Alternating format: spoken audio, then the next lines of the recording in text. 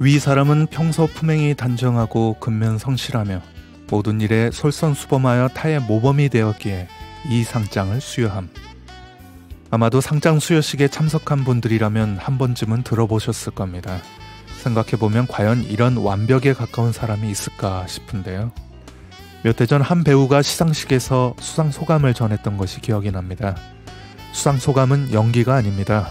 시청자와 창작자가 사람 대 사람이 만나는 소중한 시간, 즉 자기 일을 하는 사람이 타인에게 진심을 전하는 소중한 무대라고 전했습니다. 아울러 만약 배우의 잘하는 연기를 보고 싶다면 시상식이 아닌 공연장을 찾으라고도 했습니다. 하나님의 선교하심을 직접 봐야 한다면 선교 현장을 찾아야겠죠. 하지만 요즘 같아서는 선교사님들께서 하나님의 선교하심을 대신 전하는 것도 하나의 방법이겠습니다. 바로 전 세계 선교사님들의 선교 편지와 함께하는 세계 선교보고가 바로 그것일 텐데요. 먼저 찬양으로 시작합니다. 주 사랑이 나를 숨쉬게 해. 신승희가 부릅니다. 주 사랑이 나를 숨쉬게 해. 세상 그 어떤 어려움 속에도 주 은혜로 나를 돌보시며 세상 끝날까지 지켜주시네.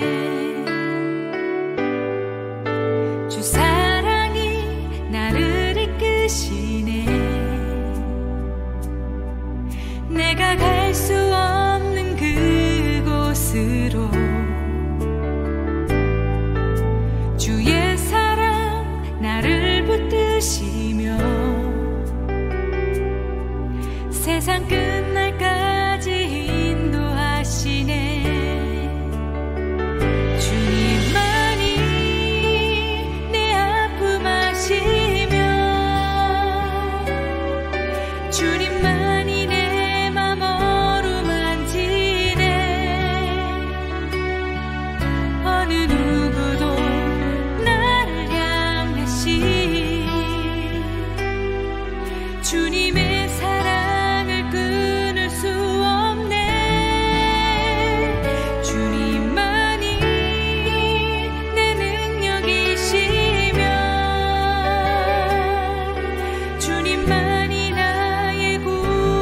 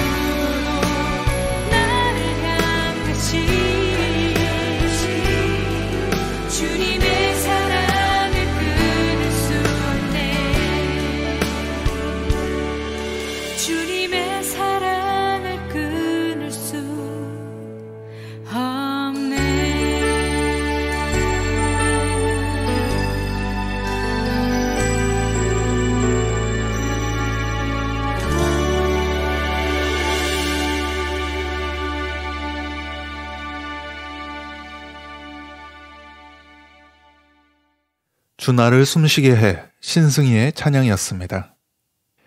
이 시간 세계 선교보고에서 전해드릴 첫 번째 선교 편지는 인도 선교에 관한 내용입니다. 가고 싶은 길과 가야 하는 길이란 제목으로 윤선휘 선교사님이 전합니다. 사람의 마음에는 많은 계획이 있어도 오직 여호와의 뜻만이 완전히 서리라. 잠언 19장 21절 말씀. 샬롬, 온 열방의 주인 되신 주님의 이름으로 여러분께 문안합니다. 코로나 바이러스로 인해 온 가족이 다 함께 모이기 힘들지만 14년 동안 설과 추석을 항상 선교지에서 보내 명절에 대한 생각들이 무뎌지긴 했습니다. 그래도 명절이 다가오면 부모님과 딸 예진이가 많이 그립습니다. 최근에 저는 사모 선교사 기도방에서 브라질 이신숙 선교사님의 코로나 간영과 뒤이어 소천 소식을 들었습니다. 그리고 유튜브를 통해 이 선교사님의 추모 영상을 보았습니다. 영상 속에 빛바랜 선교사 파송증, 선교 초기 사진, 현지인들과 함께한 다양한 사역들과 가족 사진을 보면서 멀고 먼 브라질 땅에서 31년간 주님과 브라질 사람들, 가족들을 위해 헌신한 사모님의 그 사랑과 수고가 진하게 느껴지며 한편으로는 마음이 아팠습니다. 가고 싶은 길과 가야 하는 길이라는 질문이 위 내용과 오버랩 되었습니다. 세상은 하고 싶은 일, 가고 싶은 길을 포기하지 않고 끝까지 가는 사람들에게 열광하고 박수를 보냅니다. 하지만 하나님께서 원하시는 우리의 모습은 때론 가고 싶은 길이 아닌 가야 하는 길을 묵묵히 걸어가는 순종입니다. 가고 싶은 길과 가야 하는 길이 하나라면 좋을 텐데, 그러나 나의 추구를 뛰어넘어 하나님의 길이 우리의 선택으로 놓여진다면 고난 가운데에도 가야 하는 길로 걸어갑시다. 선교지 매드니뿔과 오리사 지역 7교회는 각 교회별로 은혜 가운데 성탄절 예배를 드렸습니다. 추운 겨울 날씨에 난방이나 변변한 옷가지가 없는 인도 성도들을 기억해 주셔서 S교회 장로님 부부가 귀한 헌금을 보내주셨고 선교지 성도 100가정에 겨울 이불을 전달하였습니다. 성도들 가운데 개인적인 어려움도 있었지만 이번 성탄절에 19명의 성도들이 세례를 받고 주님의 자녀로 교회의 귀한 성도가 되었습니다. 2주일에 한 번씩 인도 사역자들과 줌 미팅으로 말씀을 나누고 함께 기도하고 있습니다. 며칠 전 사역자 미팅 때 화면을 통해 만난 몇몇 사역자들은 그 사이 흰머리도 늘고 수척해진 모습이었습니다. 오리사 러아빠라 지역의 사역자 피터는 이웃사람이 강경 힌두 정당 BJP의 당원인데 사역자 집에 찾아와 성도들 가정신방과 교회에서 예배드리는 것을 하지 말라고 위협했고 힌두교에서 전도받은 새신자들에게는 교회 출석과 기독교인이 되는 것을 반대하는 일들이 많다고 기도 요청을 하였습니다. 코로나의 위험과 믿음의 시험, 핍박 가운데도 지금까지 사역자들과 성도들, 주일학교 어린이들 모두 코로나 확진자나 사망자 없이 건강하게 생활할 수 있음에 주님께 감사드립니다. 저희 가정은 태국에서 생활한 지 이제 6개월 정도 되어 갑니다. 여러분들의 기도로 아들 하진이도 그레이스 스쿨과 선교교회에 잘 적응하여 친구들도 사귀고 점점 생활이 안정되고 있습니다. 지난 12월 미얀마 교회를 방문하여 성탄절 예배를 드렸습니다. 최근 미얀마 군부 쿠데타 뉴스가 보도되는데 태국 안에는 200만 명 이상의 미얀마 이주민들이 각 도시에 흩어져 노동자로 일하고 있습니다. 미얀마인을 대상으로 사역하는 그레이스 선교회 선교사님을 통해 저희 부부는 미얀마 교회에서 성탄 예배를 드리는 뜻깊은 시간을 가졌습니다. 미얀마 사람들은 영감 있게 찬양을 잘하는데 웃는 얼굴이며 선량한 눈빛이 꼭 우리 시골에 계신 어른들과 비슷하여 친근감이 많이 느껴집니다. 코로나 팬데믹으로 인해 이동의 자유가 없고 사역을 계획하고 실행하는 부분이 어렵지만 그래도 좋은 점도 있습니다. 전에는 선교사로서 재교육이 필요해도 한국에 가는 것이 어려워 그 시기를 놓치거나 포기할 때도 있었는데 이동의 제한으로 인해 온라인상에서 좋은 강의들이 많이 개설되고 저희들이 참여할 수 있습니다. 지난 12월부터 SQ 지도사 교육과 위기 디브리핑 전문가 과정을 수료하였습니다. 또한 서남아 GMS 선교사님들이 1월부터 5주간 월요일마다 선교 관련 주제들로 세미나를 하며 서남아 지역 선교 정보들을 공유하고 함께 중보하는 시간을 가졌습니다. 매주 인도, 방글라데시, 네팔, 스리랑카 40여 가정 선교사님들의 얼굴을 줌 화면으로 보며 소통하고 기도하면서 어려운 이 시기를 함께 이겨나가는 힘을 얻었습니다. 사랑하는 선교의 동역자 여러분, 빌립보서 4장 12절 나는 비천에 처할 줄도 알고 풍부에 처할 줄도 알아 모든 일, 곧 배부름과 배고픔과 풍부와 궁핍에도 처할 줄 아는 일체의 비결을 배웠노라 라고 고백한 사도 바울과 같이 어떠한 상황 가운데도 자족할 수 있는 믿음, 우리의 능력 되시는 하나님만을 바라보는 믿음이 저와 여러분들에게 충만하기를 소원합니다. 2월이 지나갑니다. 따뜻한 바람 살랑 불고 색색의 꽃들이 피어나는 시즌이 오겠지요. 그때에도 동일하게 코로나와 싸워야 하고 혹 우리의 상황이 여전히 좋지 않을지라도 그리스도 안에서 일체의 비결을 배워나가고 인내로 소망을 이루어 나가시길 기도합니다. 주님의 사랑을 담아 2021년 2월 10일 이방의 빛 이승연, 윤선휘, 예진, 하진, 올림.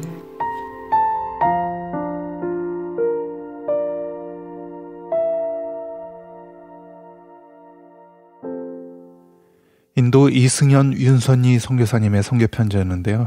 아내 되시는 윤선희 선교사님의 목소리로 전해들었습니다. 계속해서 전해드릴 소식은 남아프리카 공화국에서 보내온 내용입니다. 이곳 남아공에서는 특히 코로나 변이 바이러스가 유행하는 곳이라서 어려움이 많은 곳이기도 한데 이 때문에 생활 형편이 어려운 현지인들은 기회가 주어진다면 뭐라도 할 것 같지만 실상은 그렇지 않다고 합니다. 남아공 현지에서 변동식 선교사님이 전합니다. 남아공 여성도 애매 눈물. 시자만 모임을 통해 매주 만나다가 코로나 팬데믹으로 2개월 동안 못 만난 그녀를 어렵사리 다시 만나 그간에 있었던 가정 형편 이야기를 들었다. 함께 교회에 나왔던 젊은 조카가 코로나로 갑자기 죽는 바람에 그녀가 홀로 키우던 4자녀를 이모인 자신이 모두 돌보게 되었단다. 그렇지 않아도 코로나로 그나마 다니던 댐 공사일도 오히려 빚만 지게 되어서 자신의 5자녀도 버거운데 듣고 있던 아내가 함께 기도하자며 기도드리는데 하염없이 눈물을 주르르 흘리며 어깨에 들썩인다. 기도를 마친 후에 더반 한인교회 성도들이 정성껏 준비한 선물을 주겠다며 위로하고 돌아왔다. 그리하여 어제 더반 한인교회 목사님 부부와 선물 꾸러미와 빵을 가지고 갔더니 그녀는 아니 보이고 아들을 대신 보냈다. 딸이 다니는 학교에 가야 한다는 메시지를 남겨놓고서 아내와 난 시자맘 엄마들이 자립을 위해 좋은 물건들을 공급하여 주면서 물건을 팔아서 생활비를 벌어서 쓰라고 장려하여도 장사를 부끄러워하고 좀처럼 움직이질 않기에 이젠 아내가 흑인 마을에 가판대를 펼치고 다 함께 그룹으로 판매하게 할 계획이다. 생활이 어렵다면서도 좀처럼 열심을 내지 않는 모습이 참으로 아이러니하다. 반면에 이웃나라에서 온 탄자니아, 짐바브웨 사람들은 얼마나 열심이든지 때론 부럽기도 하다. 아멘.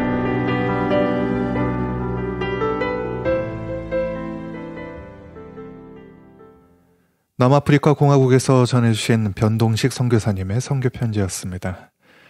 계속해서 이번에 전해드릴 선교편지는 서태평양의 마이크로네시아 괌에서 보내온 내용입니다. 이곳 원주민들 가운데 특히 축섬 여학생들은 학교를 중퇴하고 일찍 결혼을 하는가 하면 유독 청소년 자살 비율도 인구 대비 굉장히 높다고 합니다. 이러한 축섬 원주민들의 가정 문제는 근본적으로 아버지가 아버지로서의 위상이 없기 때문이라고 할 수 있는데요. 관련 내용을 괌 현지에서 변성유 선교사님이 전합니다. 하바다이 안녕하십니까? 마이크로네시아의 괌에서 긍휼 사회 감당하는 변성유 선교사입니다. 축섬의 여학생들은 고등학교를 졸업하지 못하는 경우가 많습니다. 왜냐하면 16살, 17살이 되면 임신하게 되고 아이를 낳게 되기 때문입니다. 고등학교를 중퇴하고 나서 아이를 1명, 2명 낳다 보면 20대가 되고 얼마 지나지 않아서 아이들이 3명이나 4명이 됩니다.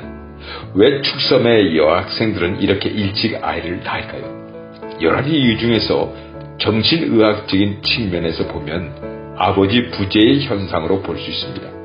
아버지 부재와 딸의 건강이라는 논문을 보면 아버지가 없는 가정에서 자란 딸이 보다 이른 나이에 사춘기를 경험하게 된다는 것입니다. 이른 초경과 사춘기, 임신, 출산을 시도하게 되는 것입니다. 아버지 부재에 의해서 이른 성적 성숙을 보이게 되면서 아이를 낳게 되는 것입니다. 프란시스 헤젤 박사는 1960년 이후에 마이크로네시안들에게서 일어나는 자살에 대한 연구를 했습니다. 인구 비율로 본다면 마이크로네시안들의 자살 비율은 세계적으로 높은 편이 되는 것입니다. 특별히 청소년들의 자살 비율은 아주 높은 편입니다. 왜 청소년들의 자살 비율이 높을까요? 그것은 가족 관계의 붕괴로부터 온다는 것입니다. 이것은 가족 간의 갈등, 아버지와 아들의 갈등이 크다는 것을 암시하는 것입니다. 헤젤 박사는 갑작스러운 핵가족 사회로의 전환으로 인한 준비되지는 않은 아버지와 부족 공동체의 사회 안전제도의 붕괴를 청소년들의 높은 자살률의 원인으로 보고 있습니다. 이런 원인을 구체적으로 말한다면 아버지 부재의 현상에서 오는 것입니다. 현재 마이크로네시아에서 특별히 축섬 사람들에게서 사회적인 대변동이 일어나고 있습니다. 그것은 모계 중심의 부족 공동체에서 핵가족 사회로 변화되고 있는 것입니다. 모계 중심의 사회에서는 어린 아이들의 교육과 훈육은 전통적으로 어머니의 형제들인 외삼촌들이 맡아왔습니다. 남자 아이들이 잘못을 했을 경우에는 외삼촌들이 호되게 혼을 내고 때리기도 했습니다. 아버지 역할은 혼난 아들을 다정다감하게 위로해주거나 부드러운 말로 다독거려 주는 것입니다. 축섬의 아버지들은 아들에 대하여 형이나 친구와 같은 역할을 했습니다. 그러나 이제 부족 공동체, 대가족의 붕괴로 인하여 축섬 사람들은 핵가족으로 나아가게 됐습니다. 모계 중심 사회에서 아버지들은 부족 공동체의 어른들을 따라가는 수동적인 삶을 살았고 경제활동이나 자녀 교육에 있어서도 어떤 책임이나 구체적인 활동이 없는 아웃사이더의 삶을 살았습니다. 한마디로 말하면 가정 안에서 무능한 모습의 아버지들이었습니다. 축섬의 가정이 핵가족 사회로 변하면서 아버지들은 아무런 준비가 없는 상태에서 경제활동의 주체와 자녀 교육이라는 두 가지 역할을 책임지게 됐습니다. 현실적으로 볼 때 무능한 축섬의 아버지들은 가족 부양의 의무를 저버렸고 가정의 책임자로서 아버지에게 맡겨진 위험과 고난을 자녀들에게 폭력적으로 사용하는 경우가 생기기 시작했습니다. 아버지로서 잘 준비되지 않은 미숙한 아버지와 감성이 예민한 청소년 아들에게서 갈등이 생기게 됐고 마찰이 일어나게 됐습니다. 아버지와 아들의 관계는 서로 불편하고 힘들고 문제가 많은 관계가 되어왔습니다. 마이크로네시안들과 축섬의 어른들은 이를 문제 많은 아버지와 아들의 관계를 당연하게 받아들였습니다. 이것은 섬 사람들의 가정에서 일어나는 관습적인 모습일 뿐이다. 그러나 가정 안에서 일어나는 갈등과 고통에 대하여 청소년들은 예민하게 반응했습니다. 청소년들은 자기 스스로 이런 문제들을 풀 수 없기 때문에 자신의 삶, 자신의 인생을 포기하는 단계로 나아갔습니다. 한국의 초등학생이 이런 글을 썼습니다. 엄마가 있어서 좋다. 나를 예뻐해 주었어. 냉장고가 있어서 좋다. 나에게 먹을 것을 줬어.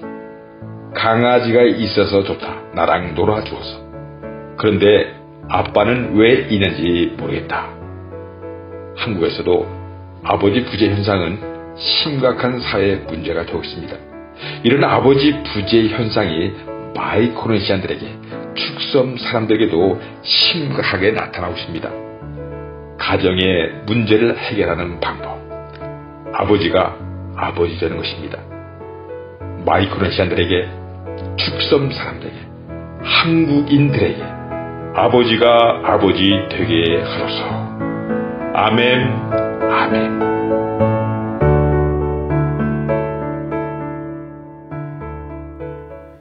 서태평양의 마이크로네시아 괌에서 변성유 선교사님이 전해주셨습니다. 이어서 전해드릴 선교편지는 대만 원주민들의 영적 아버지라 불릴 만큼 오랜 기간 선교해 오신 85세의 서수원 선교사님에 관한 내용입니다. 얼마 전 뇌수술을 2차례나 받고 지금은 회복 중에 있다고 하는데 관련 내용을 대만 현지에서 김혜옥 선교사님이 전합니다. 안녕하세요. 대만의 김혜옥 선교사입니다. 현재 85세이신 대만의 서수원 선교사님께서 지난 2월 19일 뇌출혈로 쓰러지셔서 2차 수술까지 하셨습니다. 서수원 선교사님은 대만의 원주민들에게 특수 양계와 유기농 재배와 사료 공급 등 농업으로 많은 제자들을 양성하기도 하셨으며 원주민들과 한국을 방문하여서 기술을 배우기도 하였습니다. 원주민 한 지역은 부자가 된 부락이 있습니다. 대만 선교 30년 동안 산속에서 원주민들과 함께 생활하시던 귀하신 선교사님이시지요. 앞으로 왼쪽을 사용하기 어렵다고 하셨지만 주님의 기적을 바라면서 속히 빠른 회복이 임하기를 기도해 주십시오. 제가 사역하는 곳은 한국 사람이 없는 곳입니다. 그래서 저의 사역하는 근처에 오셔서 양딸인 왕숙진 국회의원과 식사한 후에 쓰러지셨다고 합니다. 그래서 급하게 양딸인 그 왕숙진 국회의원에게 전화가 왔습니다. 그래서 갑자기 제가 보호자 역할을 하고 있습니다. 한국의 가족들과도 연결해주고 있지요. 이렇게 연결해서 도와드릴 수 있으니 참 감사합니다. 서수원 목사님은 남에게 보이는 선교가 아니라 주님을 위하여 전심전력을 하여 타이아족을 섬겨왔기에 지금은 타이아족의 선교의 아버지가 되셨습니다. 그분의 헌신을 통하여 타이아족 원주민들이 많은 도전을 받았고 경제적, 영적 삶이 변했다고 서 목사님의 양딸인 왕숙진 국회의원의 간증은 나의 마음을 움직였습니다. 서 목사님께서는 원주민들에게 정체성을 심어주기 위해 영성훈련 가운데 제자훈련, 금식기도, 산기도, 대만 원주민들을 더 좋은 환경을 만들고 신앙을 심어주었고 연세가 많은데도 젊은 사람 못지않게 기도소리와 찬송소리는 대단합니다. 박만선 선교사님의 증언이었습니다. 또한 제가 매화 지역에서 서수원 선교사님의 그 발자취 때문에 분에 넘치는 대접을 받았습니다. 저희가 매화촌에 도착하자마자 국고 타이알 원주민들이 서수원 선교사님에 대해 이야기를 하시더라고요. 저도 언젠가 다른 한국 선교사님이 대접받을 수 있도록 겸손하고 진실하게 사역하며 살아가겠다는 생각을 하게 됩니다. 기도 제목을 올려주시면 계속 기도드리겠습니다. 손내민 선교사 증언이었습니다. 서수원 선교사님은 아들이 심장 판막증으로 태어났고 3살 때 골수암으로 3개월뿐이 못 산다고 해서 그 목사님께서 금식기도 하던 중에 주님의 음성을 듣고 지금의 선교사가 되었다고 합니다. 그런데 그 아들이 의사가 되어서 아버지 서수원 선교사님의 큰 지지자가 되고 있습니다. 나중에 아들 부부도 선교 사역자로 준비 중이라 합니다. 하루빨리 서 선교사님께서 깨어나셔서 한국의 가족들에게 건강하게 가실 수 있도록 기도 부탁드립니다. 감사합니다. 예수님은 우리의 소망입니다.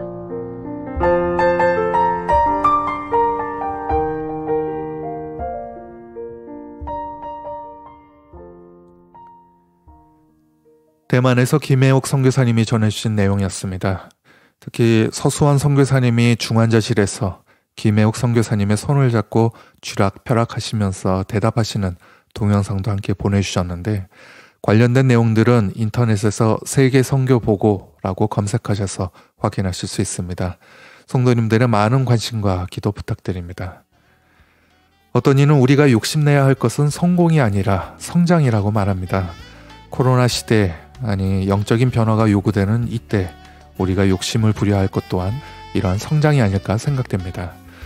하나님의 선교하시는 증거들을 자주 접하다 보면 우리 또한 성장하려는 욕심이 나지 않을까 싶은데요. 이러한 소망을 가지고 세계 선교보고 다음 시간에 다시 찾아뵙겠습니다. 지금까지 김재환 재령이었습니다. 감사합니다.